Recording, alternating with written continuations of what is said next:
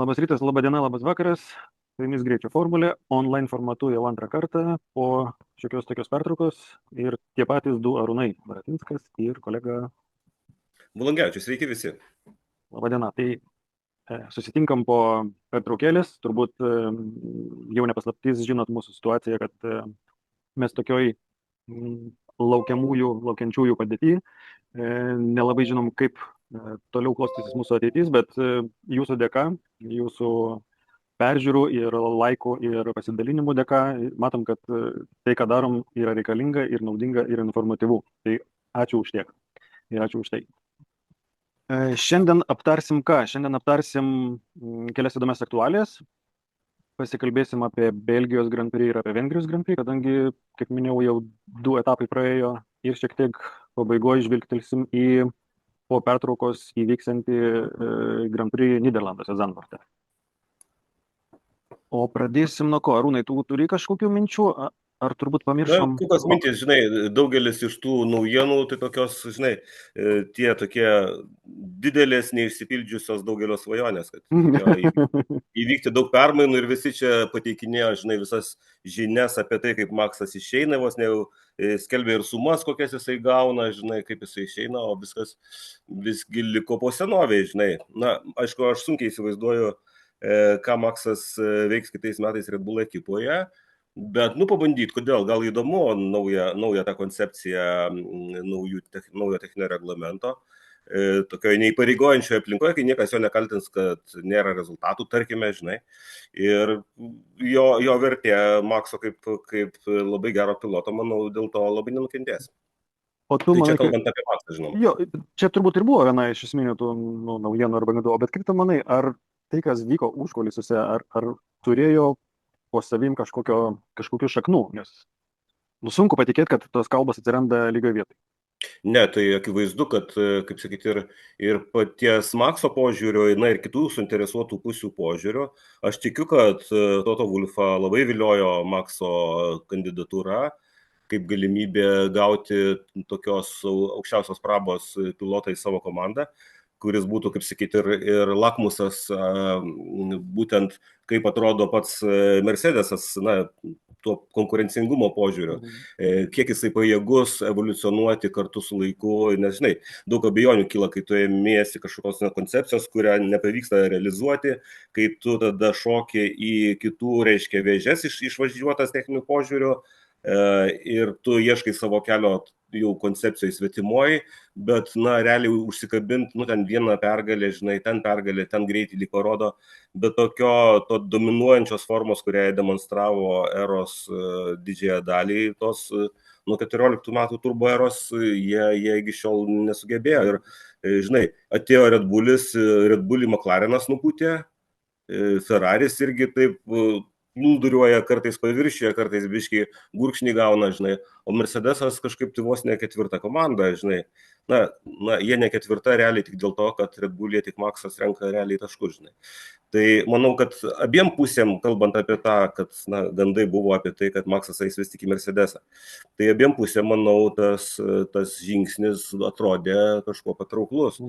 Dėl Makso, matyt, motyvų aš jau šnekėjau anksčiau ir čia labai kartočiausi minėdamas, kad ateinant į naują techninį reglamentą Red Bull'o komanda nori persėdėti, tu turiu omeny, kad jisai nori taip jo, jisai tą pirmą bangą nori persėdėti ir tada jau jisai turėjo žymiai daugiau informacijos, kas vis tik užsikabino už tos naujos koncepcijos teisingai ir tai, aš sakyčiau, labai teisingas Makso sprendimas, žinai. Tokie nesabbatical metai, bet tokie ir važiuoju kartu ir galiu laikyti apsižiūrėjimą, nes yra labai didelė tikimybė, kad ta komanda, kuri pataikys iš karto 26 ir šaus aukštai, tikėtina, kad jį išlaikys tą lyderystę. Taip, jeigu kažkas šaus į viršų, tai jie persvarą išlaikys kelis metus garantuotai. Ir tada galima eiti, tada galima pasirašinėti. Gali būti ne Mercedes, gali būti ir tas pats Aston Martinas ir panašiai. Vėl, mes, kaip sakyti, ne kartą pats Maksas yra sakęs, kad jisai ne Alonsas ir neplanuoja čia pražilti Formulėje 1. Gal jisai nėra tikras dėl to, kaip jo, tas civilis gyvenimas už Formulės 1 ribų, kaip jisai rutuliosis. Žinai, vėlgi žinant, kad tėvas buvo jo tokia ne tik kelrodė žvaigždė, bet ir toks diktatorius, švelniai tariant, jo vystymėsi auklėjime. Na, jis pats dar labai jaunas žmogus, realiai nėra visiškai susiformavęs, na, kaip asmenybė. Tai vėl kaip jį formuos jo gyvenimo antra pusė. Jisai turi vaiką, žinai, moterys dažnai daro įtaką ir kartais tik tais jos leidžia vyram galvoti, kad jie valdo situaciją. Žinai, būna taip, kad jo žmona gali sugalvoti įvairių kitų variantų, kurie Tokį bus karjeros Maksui jokį. žymiai labiau patrauklus, negu jisai dabar galvoja. Tai čia, žinai, čia galima spekuliuoti dienomis, įtraukiant tą antklodę į vieną ar į kitą pusę, bet mes tiksliai to nežinom, mes tik galim tokius, kaip sakyti, pamatuotus spėjimus daryti. Ir džiaugiamės, kad tie spėjimai mūsų visai dažnai realizuojami yra pasaulyje. Nu, mano tai ne, nes priminsiu, kad aš vis kažkaip galvojau, kad jisai Aston Martin nuvarys. Bet be klaidingų sprendimų negimsta teisingi sprendimai.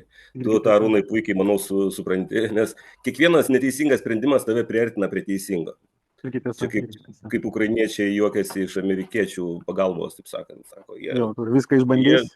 Jie visada padarys teisingą sprendimą, išbandę visus neteisingus. Mes taip pat.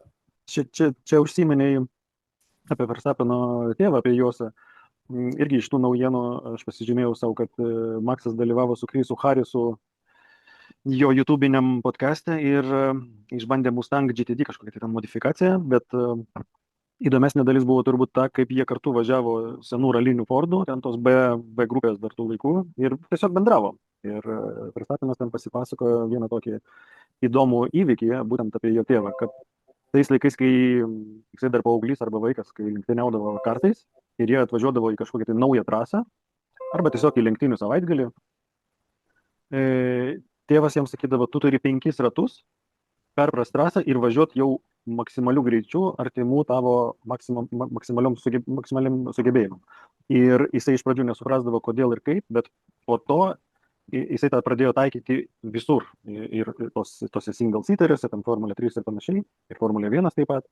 Ir sako, jisai jaučia ir mato tą skirtumą, nes kitų vaikų tėvai sakydavo visą laiką, tu, žinai, take your time, išvažiuok, pravažiuok keletą ratų, apšilk, apsižiūrėk trasą ir panašiai. Tai va tas būdas spausti tam tikrą prasme, spausti iš karto ir bandyti iš karto būti on the edge, turbūt ir duoda Verstappenui tą per daugelį metų išugdytą tą aštrumą. Šitą momentą pastebėjau. Gali būti. Vėlgi, aš nežinau, kiek tai susijęs su tuo, kad vis tik vyko Makso dėrybos fiziškai, įtariu. Ten gal buvo ir praskridimai ten, kad sutapo, žinai, kaip deklaravo Toto Wolffas, bet aš manau, kad vyko kažkokie veiksmai, nes jo tėvas, Josas gi važiuoja pasaulio čempionate ralio, toj rally 2 kategorijoje, bet jis taip važiuoja, nemėgėjiškai, jisai labai stato savo uždavinius, matyt, kaip ir statė Maksui ugdydamas. Jisai nesidžiaugia tuo, kad jis ten pirmauja tų veteranų, žinai, įskaito ir masters. Jisai stato užduotį savo, konkuruoti su tuo greitu jaunimu, kurie ten pirmauja. Taip, jam tai nėra lengva, bet jisai metodiškai dirba, bet jo kuris laikas nebuvo. Tai aš nežinau, su kuo tai susiję, ar su tuo, kad labai pavojingi, labai greiti žvyriniai raliai dabar buvo Estija, dabar praeitą savaitgalį Suomija, ten, kur tikrai, žinai, reikia pasiruošimo ir patirties labai didelės reikia, ir klaikiai reikia drąsos, žinai, tai yra ten visai kiti faktoriai žaidžia, nes tavo greitį nusako visai kiti dalykai, negu ten mokėjimas vairuoti ir panašiai ir taip toliau. Tai gal ir su tuo susiję, bet gali būti su tuo susiję, kad Josas vis tik angažavosi į Makso, tolimesnę karjeros eigą, ar kaip ją pavadinti. Neišimtis, kad. Kas dar iš naujienų iš tų, kur sakai, pasilieka, tai dar buvo pranešta. Pasilieka visur. Jo, raudonas pasilieka. Aš manau, šitas buvo gandas tiesiog, kad jį tam reikia keisti ir panašiai, išpūstas tradiciškai itališkos spaudos, nes šitoje vietoje Fredas, man atrodo, nebuvo, jo ta kandidatūra nebuvo pakliuvusi po jokią riziką. Man bent taip atrodo. Kad jisai turi iš Džono Elkano, iš vadovybės turi tą mandatą dar tęsti. Tai, kad aš nematau kažkokių labai tokių prisvilusių blynų, kuriuos jisai gamintų. Švelniai tariant, yra aktualus savaitgalis praeitas Vengrijoje, na, mes prie jos smulkiau grįšime, bet aš nematau kažkokių klaidų iš Ferrari komandos, net sakyčiau atvirkščiai. Kažkaip jie sugeba, na, tokių šilkų apvinioti Luiso Hamiltono kančias, žinai. Aš nežinau, kas tikėjosi, kad Hamiltonas sės į Ferrari ir staiga pasidarys kažkoks atomiškai greitas, kad jisai, nežinau, kas tikėjosi, kad jisai pradės maudyti ar valyti Leclerc'o grindis. Aš tai to nesitikėjau, aš matau realiai padėtį su Hamiltonu Ferrari komandoje tokią, kaip aš taip įsivaizdavau padėtį. Ir tikrai niekai greitai tie procesai į Hamiltono pusę nepasistums. Nes, na, Leclerc'as gal yra ir užrūgęs toj komandoje, bet jisai yra geras specialistas, jisai greitas bičias yra. Ir matai, va, kaip Vengrijoje jisai super kvalifikaciją padarė, nes realiai ten nesvarbu, kas ten buvo, bet ten jisai padarė pole poziciją. Na, kita vertus, galima sakyti, čia irgi McLarenai vėl pralošė pole Jo, poziciją, galbūt taip reikėtų vadinti. Bet šį dar kartą beneficiaras buvo ne Maxas, o Leclerc'as, kuris buvo kažkas visi drąsus. kažkas visi Faktiškai vienam posūkį padarė pole poziciją. Jo. Ir vėl, jeigu ne ta kažkokia paslaptingai sutrikimai su jo automobiliu, kurie man iki šiol lieka paslaptimi, aš girdėjau jau daug versijų, bet visos jos turi tokių gana, sakyčiau, šaržuojančių paneigimų iš mano pusės bent jau. Nematau realios kažkokios priežasties, kas ten atsitiko, bet na, šiais laikais ir ralio automobiliuose po greičio ruožo finišų pilotai nieko nešneka apie automobilio techninės, nesklandumus, ten galimybės ir taip toliau, nes matyt, tai yra nusakyta kontraktai, taip ir Leclerc'as, švelniai tariant, stengiasi kažką sakyti, nieko nepasakydamas apie tai, kas tenais netvarkoja.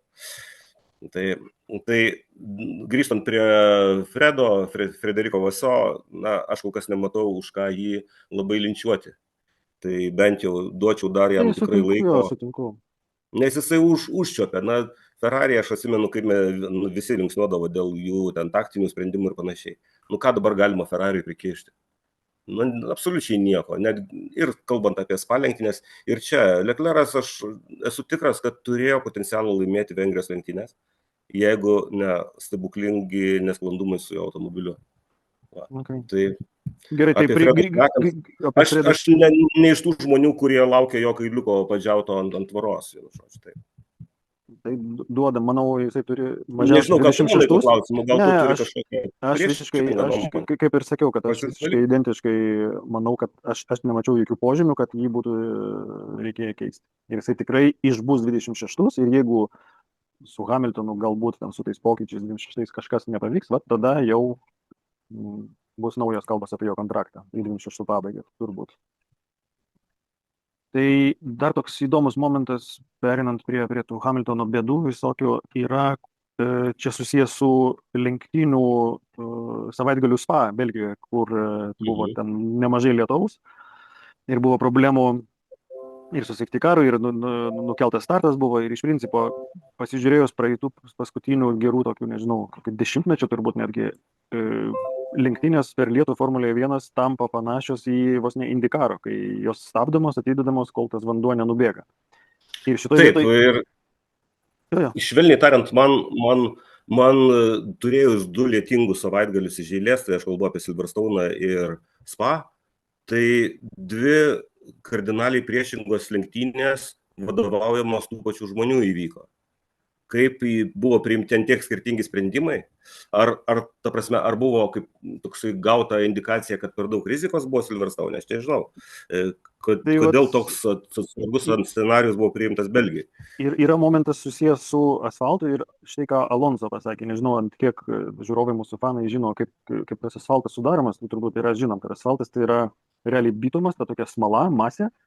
Ir akmenukai, ir daug akmenų, jie kartu sumaišomi, volas pervažiuoja ir gaunasi gražus, juodas arba tamsiai mėlynas ten toksai derinys.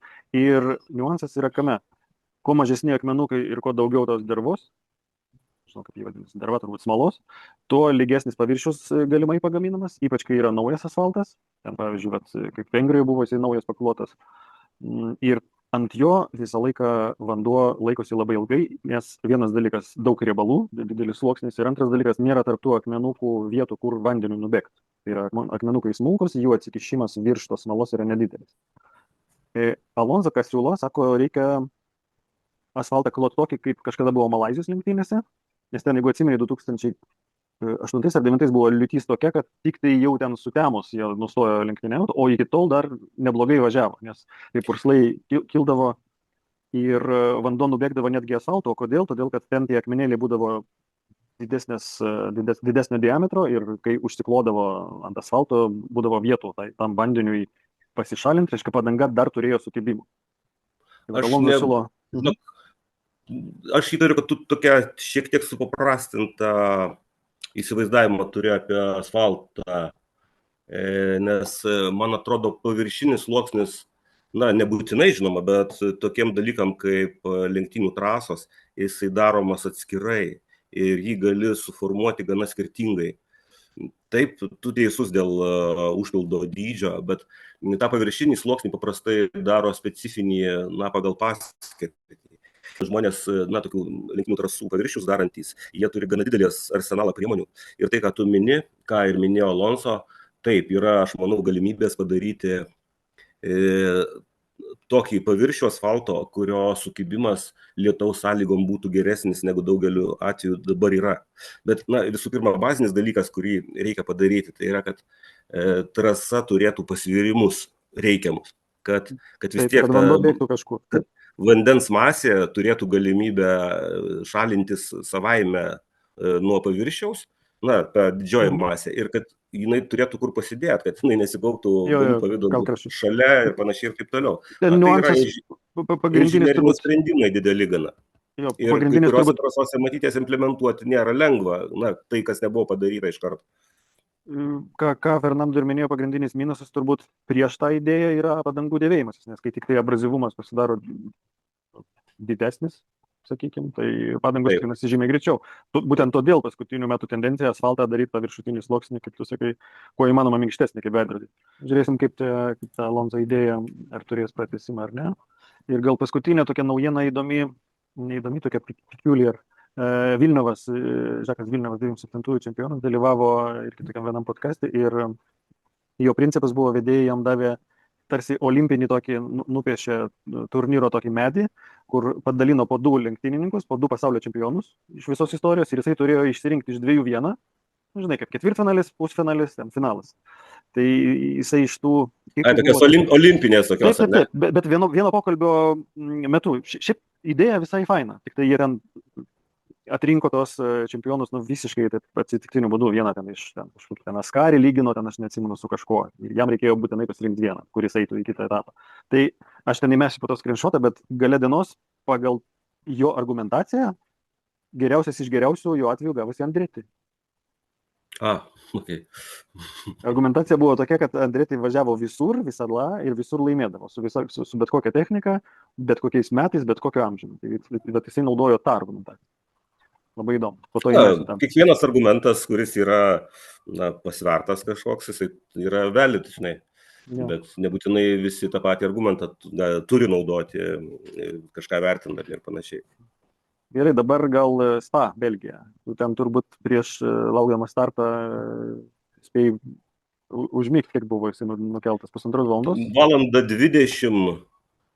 Valandą 20 buvo atkelta, bet žinant tai, kad paskui dar paleistas peletonas važiuos paskui saugos automobilį, tai visi skaičiuoja, kad minimum 1:30 minučių realiai, iki važiavimo. Ir jeigu Maksas išvažiavęs į trasą originaliu starto metu sakė, kad galima važiuoti, aš suprantu Maksą, nes jisai buvo vienas iš tų, susireguliavo, kurie pasirinko lietaus nustatymus. Tai nėra lietaus nustatymai, bet jisai paaukojo maksimalų greitį tiesioje tam, kad padidinti prispaudžiamąją galią automobilio. Ir žinoma, toks automobilis gerokai labiau tinka važiavimui per lietų, negu tą, ką jisai turėjo ir su kuo jisai laimėjo šeštadienį sprinto lenktynės toje pačioje trasoje. Tai tas labai matėsi per tą savaitgalį, tas labai matėsi ant jo galinio sparno. Jo galinio sparnas buvo toks kaip Monza, vos nesimatė to tarpų tarp 2 plokščių, o lenktynėms jau akivaizdžiai buvo kampas padidintas. Tai ir vėlgi, Hamiltonas, man atrodo, irgi sakė, kad galima buvo anksčiau pradėti. Aš taip visai neperdėdamas, na žinoma, man nereikia vairuoti automobilio ten per tą lietų ir būti dalyvių susietų rizikų, bet sakyčiau, kad maždaug 10 minučių prieš valandą praėjus galima buvo tikrai labai saugiai pradėti lenktynės. Tai yra tuo metu, kai paskelbė, kad po 20 minučių bus Jau buvo galima pradėta starto procedūra, tai jau tada buvo galima važiuoti labai drąsiai. Ir jau tada Maksui būtų buvę per vėlu realiai tam, kad jisai panaudotų savo automobilio kompromisinius nustatymus. Tai aš suprantu Maksą, kadangi jisai buvo suinteresuotas, kad jisai pasinaudotų šlapiom sąlygom. O šį kartą aš nežinau, kodėl, nes Silverstone buvo tikrai įdomu pažiūrėti tas permainingas situacijas, kai daugiau vandens ir mažiau ir sausa. Ir, žinai kodėl tu pradžioje epizodo tą hipotezę iškėlė arba klausimą, o aš manau, kad atsakymas yra būtent dėl to, kad tai yra Spa ir būtent dėl to, kad ten Antoine Huberas žuvo 2019, būtent dėl to. Nes radijon posūkis pavojingas, jeigu matomumas prastas, kas nors susisuka, tai kiti kylantis į kalną tiesiog nieko nemato, absoliučiai nieko nemato. Jie garantuotai paklius į mėsmalę, garantuotai. Tai manau, kad aš suprantu lenktynių direktoriaus atsakomybę, nes jeigu kažkas įvyksta, tai visi šunys bus kariami ant jo, tai čia akivaizdu. Bet realiai tai smarkiai per vėlai, žinant, kad vis tiek buvo važiuojama ir jie visi žino, kad bus važiuojama paskui saugos automobilį tam, kad visi susipažintų su situacija. Na tai jau, kai jie važiavo paskui saugos automobilį, jau buvo sausų vietų trasoje. Tai na visiškai perdėtas, sakyčiau, smarkiai perdėtas buvo. Ir tas turbūt anticipacija laukimas, tas nedavė tų įdomų lenktynių. Teisingas, nes ten Russellas iš karto, Maksas čia maždaug išsikalinėja, nesąmonės šneka visiškai, žinai. Tai Maksas sako, tai žinai, jeigu tau nesimato, tai tu atleisk akceleratorių. Kiekvienas turi pasirinkimą. Tai tu neprivalai žudytis. Atleisk akceleratorių. Visi visą laiką taip važiavo per lietų. Gal prieš, nežinau, 50 metų tos padangos nekeldavo tiek daug vandens į orą, kaip dabartinės padangos kelia. Bet žiūrėk, geras momentas. Turėti situaciją, kad mes turim net 2 šlapias padangas, turime ir tarpinę ir šlapią padangą. Su šlapia padanga jau iš viso nelenktyniaujama absoliučiai. Būtent, va tą norėjau pasakyti, žiūrėk. Visi verkia, kad tarpinė per mažai vandens pašalina, kad tarpinė pavojinga, bet nieks nenori dėtis pilnam lietui skirtų padangų. Tai tiesą sakant, žinai, būtent, kad mes dabar nuėjom, kad ar nelenktyniauti visai per lietų iki tokią naskarinės situacijos, kai jie neturi lietaus padangos, nes jiems per lietų per daug realiai pavojinga ten tuose speedway'uose, tai tikrai nėra prasmės lenktyniauti, nes tai būtų tiesiog mėsmalė. Tai Formulė 1 artėja prie tos situacijos, net turėdami lietaus padangas. Dar čia gal ne visai gerai tą ryžtingumą lenktynių direktoriaus paveikė tai, kad šiais metais buvo daromi testai su tais purslų slopintuvais, ar kaip čia pasakyti.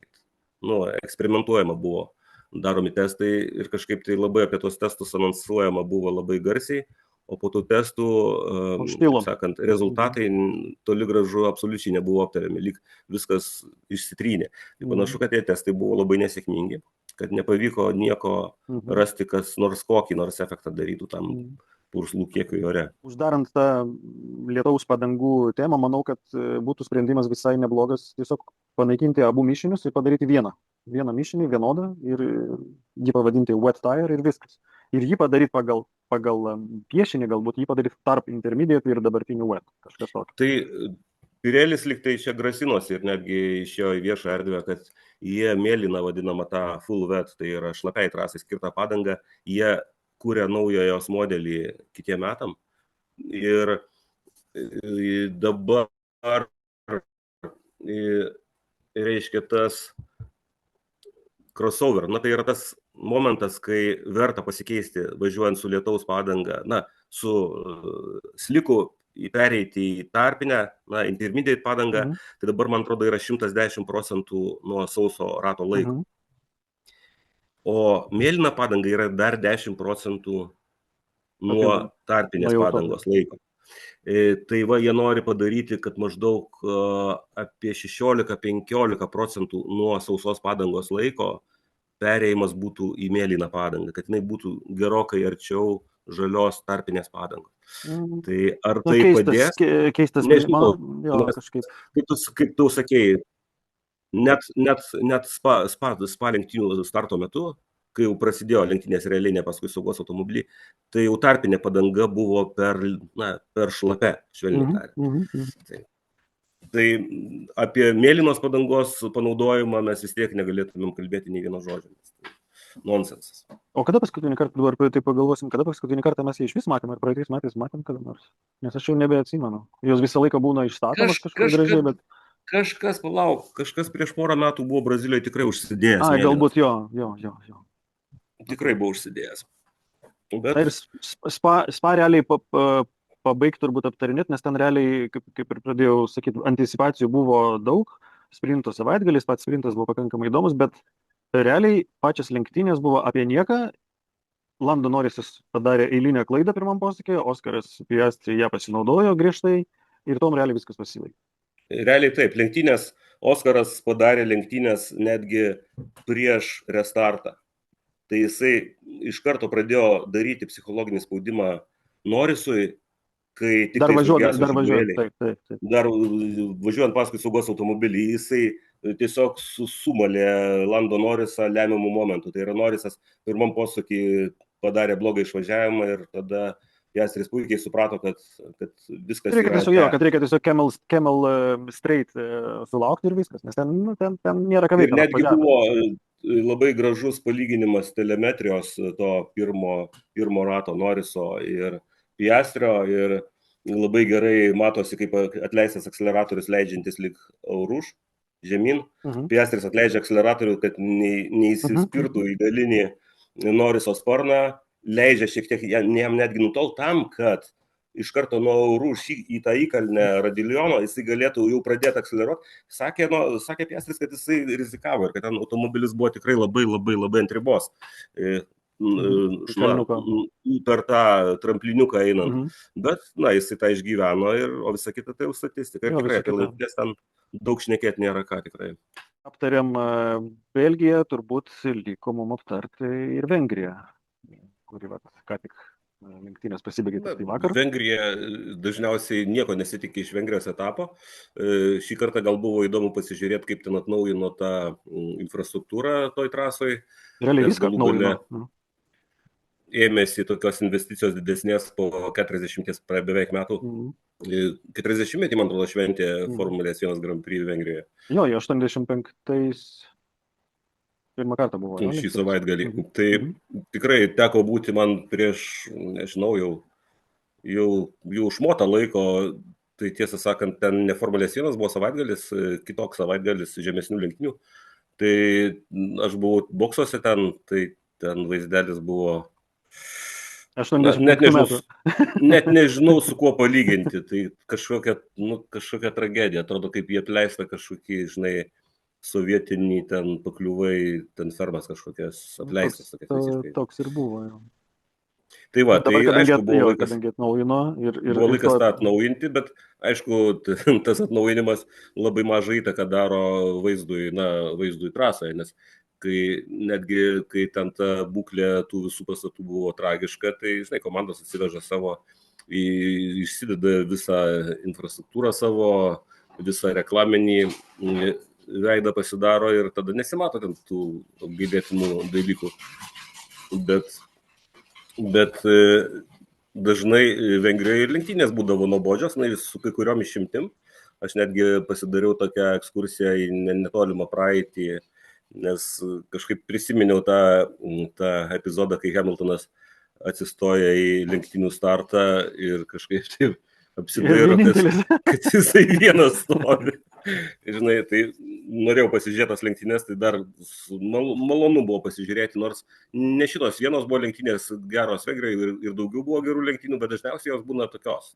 Dažniausiai būna nuobodžios, o kai ten reikia dažniausiai lietučio arba kažkokių tai kitų... Lietus ten labai padeda Vengrijos lenktynės. Nes trasa kaip po tokia, čia yra viena iš tų, kur mes jau ne vieną kartą akcentavom, ten Suzuka, dar kažką, kur trasa labai įdomi kvalifikacija ir labai įdomi pačiam lenktynininkui ją važiuoti, nes ji turi tokį flow, taip vadinamą. Išskyrus galbūt tą tiesią, nes tiesioji plus DRS sukurta tam, kad pasidaryti lenktynes. Realiai, jeigu to nebūtų, arba jeigu mes prieš 20 metų žiūrėtumėm Hungario ringą, tai ten būtų tokia procesija su gal vienu kitų lenkimo manevru. O kas buvo vakar, tai buvo iš lenkimų perspektyvos žiūrint, buvo labai įdomus keli manevrai Verstappeno, nežinau, ar tu pastebėjai, kaip jisai esose prieš, kuris čia posakis, šeštas, man atrodo, Šeštas, septintas, taip. Kaip jisai ten po vieną vis sutvarkydavo varžovus. Ten reikia Ten pasidaryti žmonės gerą išėjimą. nesitikė, kad juos kažkas Nesitikė, atakuoja, taip. žinai. Ir ta atkarpėlė nuo dešinio posūkio, nuo 5 iki to ESO yra netokia ilga, kad įsibėgėti. Tai reiškia, reikia pasidaryti labai gerą išėjimą to lygio. Tik tai, žinai, ten toj vietoje, jeigu jau labai teisėjai priekabiai žiūrėtų į off-track, žinai, tai labai dažnai tavo lenkimai gali susidurti su to, kad tu lenkiai Už trasos ribų. Taip. už trasos ribų, žinai. Tai šį savaitgalį, man atrodo, ten labai į tą epizodą niekas labai nežiūrėjo griežtai.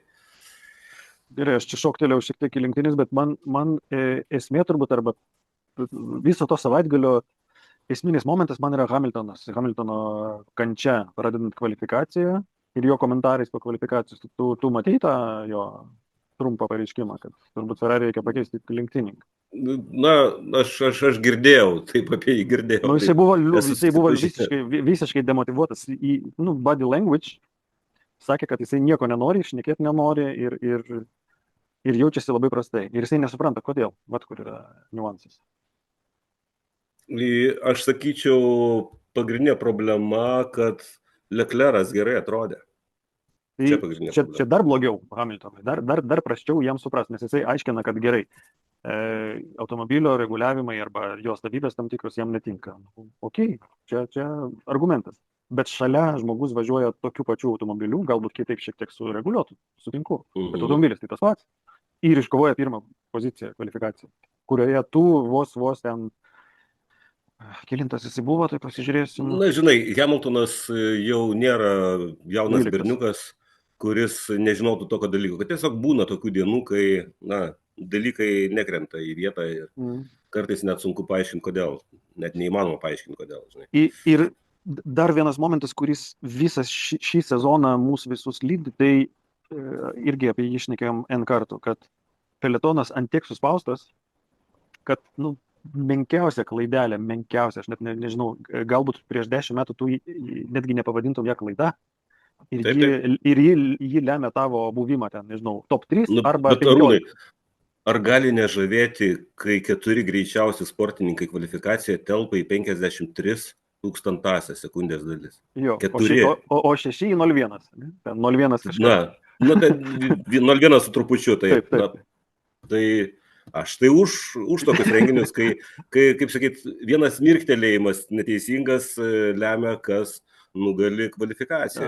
Aš pilnai palaikau. Bet kita vertus, žinai, gana netikėta, kad kvalifikacija būtent tokia, kai visą savaitgalį atrodė, kad McLarenai čia galų gale turi tokią persvarą, kad jie valys grindis su visais kitais. Na, bent jau laisvose treniruotėse atrodė taip. Red Bullis absoliučiai niekaip negalėjo susikalbėti su automobiliu. Mercedesai atrodo meldėsi, kad atvėstų kažkaip tai ir tada reikalai pasidarytų jiems palankus, ar ne? Ferrariai buvo tokie kažkokie, žinai. Na, lyg yra greičio, bet 70-osios nuo McLareno, tai atsiprašau, tai tu esi niekur visiškai. Ir staiga kvalifikacijoje tarp antros ir trečios kvalifikacijos dalies pasikeičia vėjo kryptis 180 laipsnių. Ir staiga Leclerc'as kažkaip į tai sureaguoja. Aš netgi, mano kolega pastebėjo, sako, pasižiūrėk, Leclerc'as vienintelis greitėjo iš vienos kvalifikacijos dalies į kitą po 10. Tikrai pasižiūrėjau, taip. Jis vienintelis, nes visi kiti iš antros į trečią, taip. Visi gavo. Tai yra, kad visi sulėtėjo, kas daugiau, kad mažiau. Ir didžiausia įtaka tam sulėtėjimui turėjo, kaip sakyti, tokia imtis rizikos ar ne, mano galva.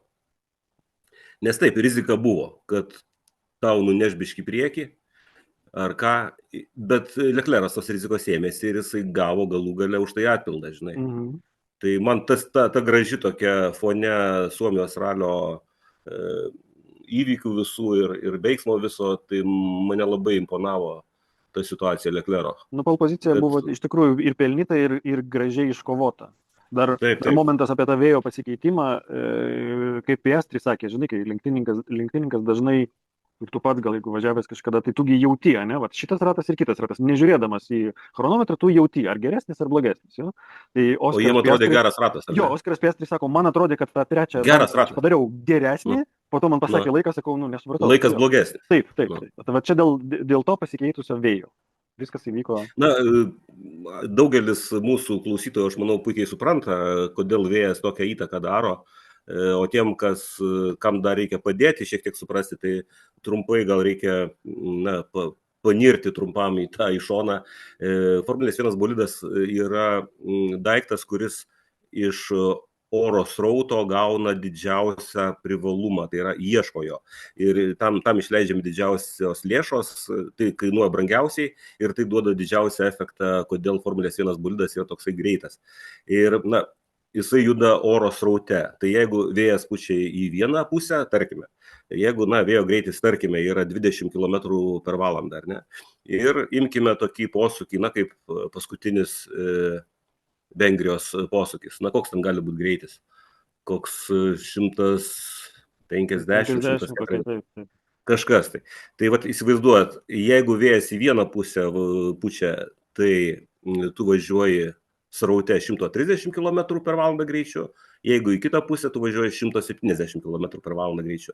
Su Formulės 1 aerodinamika tai gali reikšti, kad prispaudžiamosios jėgos skirtumas tarp to minimalaus ir maksimalaus, tarp tų dviejų greičių gali būti, tarkim, kokį, nežinau, 80 kg arba 100 kg.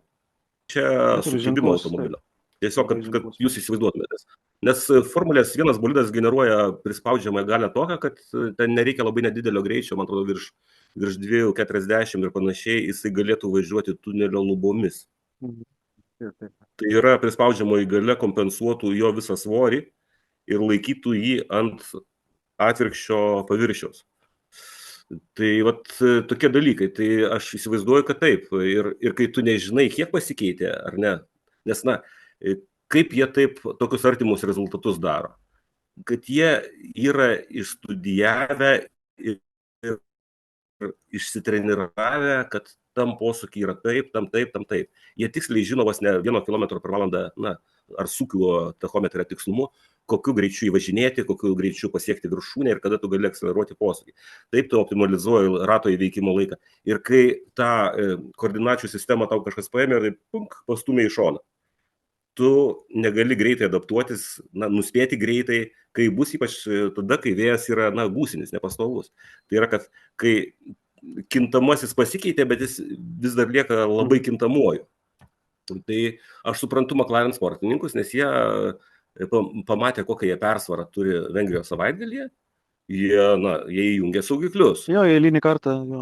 Nes jie suprato, jie žinojo, kad jie vis tiek turi persvarą, žinai, ir ką. O Leclerc'as tokių galimybių dėja neturi šį sezoną, jisai pamatė galimybę ir jie pasinaudojo. O kalbant apie McLaren duetą, tai realiai lenktynių paskutiniai, turbūt 10 ratų buvo puošmena šito etapo viso. Ir puikus turbūt, žinai, ko man priminė šitas Vengrijos Grand Prix? Man jisai priminė kokius ten iki 2007, kai būdavo tos nuobodžios lenktynės dažniausiai. Ne tik tai Vengrijoje, o visur lenkimai, kur vykdavo ten vienas kitas trasoje, visi kiti boksuose. Metų šventė. Jo, ir būdavo ten visokie Michaelį, mes keičiam tau taktiką iš 2 ten sustojimų į 3 arba atvirkščiai. Ir čia buvo tas puikus strateginio darbo ir sumanumo pavyzdys, kaip Norrisas, kuris pralaimėjo kvalifikaciją, startavo tik tai iš 3, o atvažiavo pirmas dėl to, kad sugebėjo išsilaikyti ilgiau pirmam tam sugebėjo išsilaikyti su pirmu. Man atrodo, jo pasirinkimus galutinai apsprendė jo startas. nes jisai nukrito berods į 5. vietą po starto. Taip, ir startas dar buvo ir Ar prastas. net į 6, man atrodo, net Alonso jį aplenkė. Jo, startas buvo prastas. Kurį jisai paskui, kai tik tais leido naudoti DRS, jisai greitai Fernandą pasiėmė, o Fernandas labai ir nesipriešino, žinodamas, kad tai čia ne jo varžovas. Nesu jo čia kova. Va, tai kad negaišti laiko, Fernandas paleido jį, taip tiesiog važiuok. Bet puikus buvo pavyzdys, kaip rizikuot, ištempti tą pirmą padangų komplektą, antrą užsidėti žinant, kad į lenktynių pabaigą jisai bus ten ant pabaigos visiškai, kas ir įvyko, ir Piastri vos per plaukelį neaplenkė savo draugą. Ir vėlgi, žinai, jeigu Noriso taktika apsprendė jo startas, taip pat ir Piastrio taktika pasirinkta apsprendė jo startas, kad jisai neaplenkė Leclerco ir tada McLaren priėmė sprendimą, atakuojam mes. Teisingas sprendimas, sakyčiau. Jie stojo tam, kad Leclercą pabandyti aplenkti ankstesnio sustojimo metu. Ir matai, kaip gerai, kai tu turi 2 greitas mašinas ir 2 greitus pilotus. Tai tu niekada nebūsi praloštoj situacijoje, žinai. Nes dabar, žiūrint iš perspektyvos jau, kaip viskas įvyko, žinant viską, tai galima priekaištauti tam tikrą prasme, kad paaukojo Piastrį. Bet jie nepaukojo. Nepaukojo, kaip tik atvirkščiai. Jie ieškojo būdo, kaip laimėti lenktynes, šaunuoliai. Bet buvo alternatyvi taktika, kuri šiuo atveju davė dividendus Lando Norrisui. Norrisas šį savaitgalį turbūt sužibėjo antrą kartą per šį sezoną ir tas antras kartas yra tas, kur parodė, kad jisai gali jaustis užtikrintai ir po tą presiją Piastrio nepasiduot, nes buvo bent jau 2 kartai, kur galėjo išsigąsti, nežinau, į šoną ten kažkur pasiduot, bet jisai važiavo labai tvirtai. Bet man vėlgi, sakyčiau, į Piastrio pozityvą aš užskaityčiau jo bandymą tą vis tik. Ne dėl to, kad jisai bandė, bet kad jisai bandė labai rizikingai, bet kartu buvo pasilikęs tą paskutinį plaukelį, kad vis tik nebūtų kontakto. Tai yra, kad jis tą situaciją labai tiksliai buvo įvertinęs. Ir jeigu Norrisas būtų išsigandęs, jisai būtų pasiekęs savo tikslą. Būtent, tai nepamirškim, Piastriui tik 24 metai. O jisai tokią brandą demonstruoja. Tikrai demonstruoja kažką, ką mes paskutiniu metu buvom įpratę matyti iš Maxo Verstappeno. Tai auga labai, labai stiprus vaikinas. Aš suprantu, kad jisai jautėsi prastai ir po kvalifikacijos, ir po lenktynių, bet manau, kad matant, kaip jisai vystosi, tai jo laukia tikrai šviesi ateitis. Sunku nesutikti. Kol kas nusimato čempiono titulas jam. Dar daug liko, tai bus įdomu žiūrėti, kaip bus viskas po pertraukos. Dar momentas, kurio neverta turbūt nereiktų pamiršti, tai Leclerco bauda, kuri irgi buvo, man atrodo, ypatingai pelnyta, nes žmogus susinervavo dėl to, kad, kaip tu ir minėjai, ten pradžioj epizodo, kažkas su jo automobiliu, kur yra gandų, kad tas kažkas yra realiai ride heightas, tai yra, kad automobilis yra per žemai. Tai Russellas tokią versiją išmetė. O kaip jisai galėjo įtakoti ride heightas jo greičio kritimą? Nenorėjo, kad, nežinau, Aleksas Brandlas irgi tą versiją išvyniojęs toliau, kad būtent dėl to ir nenorėjo ilgai važiuoti ant tų pačių padangų, kad nebūtų dar žemesnis tas atstumas nuo asfalto iki tos medinės plokštės, kad jį nenusitrintų. Nežinau, kiek čia tiesos yra. Žinai, jeigu turėtų galimybę pamatuoti sustojimo metu dugno nusidėvėjimą ir, koreguoti. O kaip tu 1,5 sekundės sulėtėjęs viename rate, kaip tu mažiau dilinsi tą savo dugną? Kokiu būdu? Aš tikrai ne inžinierius. Tai aš suprantu, aš nelabai matau ir vėlgi tai, ką aš šnekėjau ten jau, taip sakant, eidamas per kraštus įsikarščiavęs su savo lenktynių inžinierium Leclerc'as, apie sprendimus, kuriuos reikia su manim suderinti, reikia aptarti, mums reikia diskutuoti ir aš tą galėčiau procesą valdyti. Kažkaip tai niekaip nesisieja man su dugno dilimu, apie kurio, kaip sakyt, procesą jie lenktynių metu žalio supratimo neturi. Jie net įtarti negali. sunku nesutikti. Bet kažkas tikrai buvo ir tas kažkas labai sunervavo poną ir tas manevras besiginant nuo Russelo atrodė tikrai negražiai ir pavojingai. Ypač tas antras. Tas antras. Pirmas buvo toksai okeiš, bet antras jo, ten net keletą kartų.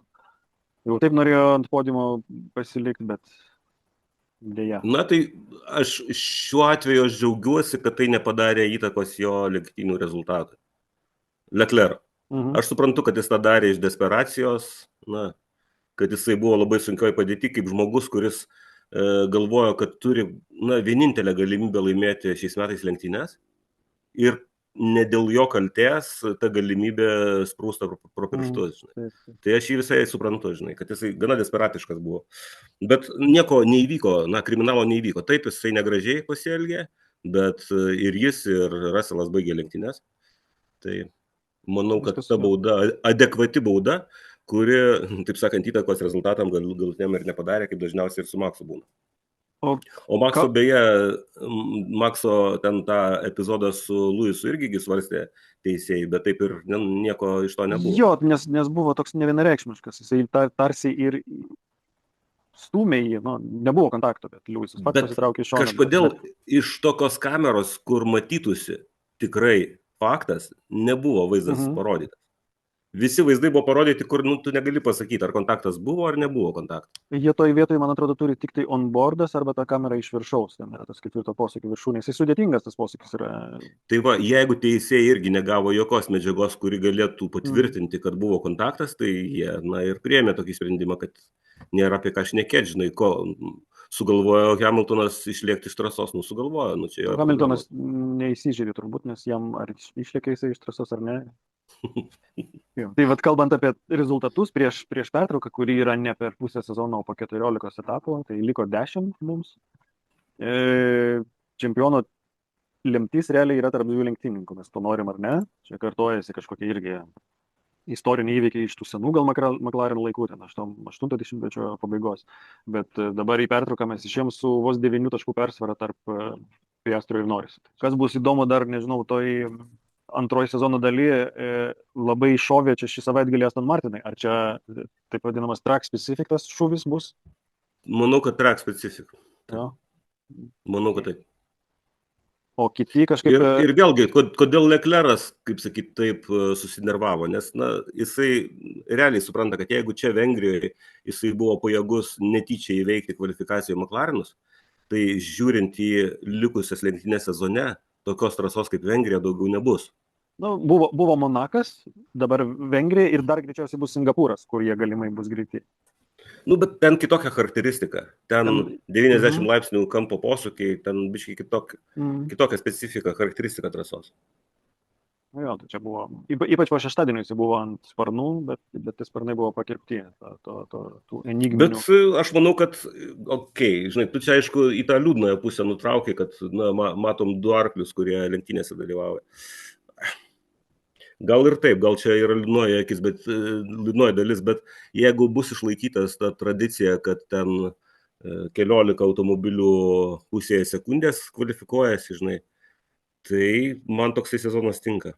O kas nugalės? Nugalės tas, kuris šalčiausią galvą turės. Kaip Bernie Ecclestonas sakydavo, nugalės tas, kuris sezono gale turės daugiausiai taškų. gali netgi taip atsitikti. Yra tikimybė. Vienas momentas, žinai, koks dar, kurį pastebėjau tarp komandų, man atrodo, tau siunčiau tą komandų pajėgumą, tą kreivę, kur labai... Man tiesą sakant, tas grafikas nelabai suprantamas buvo, nes ten dviejų lenktynininkų, reiškia, parodytas procentais atsilikimas, o komandos atsilikimas kažkodėl kartais nukrenta gerokai žemiau. Žinai, kas sugalvoja kokią metodiką, tai yra viena, bet tas vaizdas iš karto matosi Aston Martino kreivė, kurie eina daugiau į viršų, o Williamso kreivė, kurie eina daugiau į apačią. Ir tas matosi, akivaizdžiai. Tai dėl Williamso kreivės, tai man, kaip sakyti, viskas lyg ir aišku. Jie gana anksti sustojo su šių metų automobilio tobulinimu, o koncentruoja visus resursus į kitų metų automobilį. Tai, nes jie tą patys gana anksti deklaravo. Žinai. Tai man jų padėtis visiškai suprantama. Ir vėlgi, labai akivaizdžiai matosi, kaip greitėja Zauberis. Nes Bartoleto, ir Zauberiui greitėjant, ypač komandoje greitėja būtent Bartoleto. Atsimeni, prieš pirmą etapą sakiau, kad Bartoleto bus geriausias naujokas. Tai vat, kažkur kažką mačiau turbūt. Nepaisant to, kad Hadžeras Aišku, atrodo labai lėtas automobilis jo potencialą labai niveliavo smarkiai. slepia. Bet dabar, kai automobilis darosi konkurencingas, tai Bartoleto pradeda tiesiog žydėti. Geras bičias bus ir tikrai mes dar Bartoleto nematėm, to tikro Bartoleto. Kitais metais Audi, po Audi ženkliukų galbūt matysim kažkokiu tai įdomesnių lenktynių iš jo. Tikiuosi. Ok, ir sekantis etapas po pertraukos bus Zandvartas. Zandvartas irgi pakankamai sena trasa, tai aš pažiūrėsiu, kada čia buvo senos ilgos konfiguracijos, 52-ais. Pirmą kartą ten lenktynės vyko. Aš tai Zandvartą Palanga vadinčiau prie Šiaurės jūros. Prie jūros. Ir dėl to ten labai dažnai vyksta irgi oro ir smėlio audros. Taip, vandens būna dažnai. Lenktynės. Bet jinai smarkiai, nesmarkiai, bet tai jos paskutinysis posūkis buvo smarkiai modifikuotas prieš Formulį 1 grįžtant, į šitą paskutinę trasos reinkarnaciją. Pasvirimas, tas 14. Jo, tas su pasvirimu posūkis padarytas tam, kad ilgesnė gautųsi DRS zona. Ir kad, nors ten vis tiek lenkimai, tas pirmas Tarzan posūkis. Trasa labai tokia, iš tų pačių, kaip ir šnekėjom, kad ją labai įdomu važiuoti, bet lenktyniauti ir tarp kitko, pavyzdžiui, ten automobiliai, kurie mažiau tos prispaudžiamosios aerodinaminės galios turi, tai ten lenktynės labai geros būna lenktynės. Ir dar jeigu su oro visais niuansais, tai ten tikrai. O Formulė 1 šiek tiek per daug tobula aerodinaminių požiūrių, kad jinai tokioj trasoje galėtų lenktyniauti kažkaip tai įdomiai. Ir vėlgi, ar ne viską ten laimėjo iki šiol Verstappenas laimėjo 3 lenktynės po sugrįžimo, 21-ais tą trasą atnaujintą sugrįžo ir laimėjo 3 tai viską laimėjo Maksas. Norisas praeitais metais laimėjo. Tai jau nutraukta Makso pergalių ten serija. Bet Verstappenas buvo antras, tai realiai pergalė ir antra vieta, tai puikus turbūt rezultatas. Tik tai neaišku, kaip čia bus šiemet. Tai vat, turim progą paspėlioti, kaip atrodys šiemet rezultatas. Ten bus lenktynės be sprinto, tai 3 kvalifikacijos pozicijos, greičiausias ratas ir lenktynės. Aš gal pradėsiu. Aš kažkodėl manau, kad Norisas laimės kaip ir praeitais metais ir sugrįž po vasaros tos pertraukos galbūt pailsėjęs, sustiprėjęs psichologiškai, apie ką šnekėjo daug kartų ir Niko Rosbergas, kad jam reikia būtinai pasitarti su kažkuo. Taip. Ne iš tos blogos valios, bet jam iš tikrųjų reikia gydytojo. Jis labai čia atvirauja, pergyvena, save kaltina, o realiai reikia užsidaryti ir minti priekį. Tai aš manau, kad Noris Piastri kvalifikacijoje. O trečioje vietoje bus Verstappenas. Sugrįž Red Bullis, atneš atgal sparnus jiems ir jisai sugrįž į rikiuotę. Ir būsiu čia visiškai nepopuliarus, bet lenktynėse parašysiu visiškai identišką trejetuką. Dėl greičiausio rato, gerai, pabandom Noris irgi. Hat-trikas. Toks mano rezervuotas spėjimas. Po to, kas matėsi Budapešte, ko gero sunku abejoti, kad McLarenai čia turės persvarą, bet kad būtų įdomiau, tai sukeiskim vietą McLarenus. Piastris reiškia pirmas, Norisas antras ir trečias. Kas gali būti trečias? Vat įtariu, kad netgi ne Max. Gali Mersai būti, Mersai. Gali Mersai, o galbūt netgi, pavyzdžiui, Ferraris. Lewisas Hamilton. Gerai. Leclerc'as trečias. Gerai. Lenktynėse Piastris pirmas, antras Verstappenas ir trečias Norisas. Ir greičiausias ratas Noriso. Pas tave Norisas, tai tada pas mane Piastris. Leclerc'as. Bandom Leclerc'as. Beje, paskutinį kartą po praeito etapo tu atspėjai ten ir kvalifikacijoje, ir aš atspėjau kvalifikaciją ir lenktynėse, tai 6-5 tas etapas mano pergalė. Bet bendras taškų skaičius dar -15 mano nenaudai. Tai nieko, po truputėlį. Po pusantro taško turiu per 10 etapų pasivyti. Tai laisvai. Bet kol kas tai jaučiuosi kaip Hamiltonas. Ferrari. Gerai, tai turbūt viską mes aptarėm. Dabar tik tai priminimui mūsų draugam, žiūrovam, fanam. Dar kartą Taip. dėkojom visiems, kurie kontribina ir patreonina, dalinasi mūsų video, laikina, deda patiktukus, dalinasi su draugais, prenumeruoja kanalą ir laukia iš mūsų naujienų, kokia bus mūsų ateitis. Apie ką mes sužinosim turbūt irgi po tos vasaros pertraukos ir būtinai apie tai pranešim. Ką dar turėtume pasakyti prieš išeinant į vasaros pertrauką? Ačiū visiems žiūrėjusiems. Čia be abejo. Ir turbūt šiam kartu tiek. Tikimės su jumis vėl pasimatyti. Tikimės sugrįžti. Ačiū ir iki. Ačiū Arūnai, ačiū visiems žiūrovam. Iki kitų kartų, kaip tikimės mes.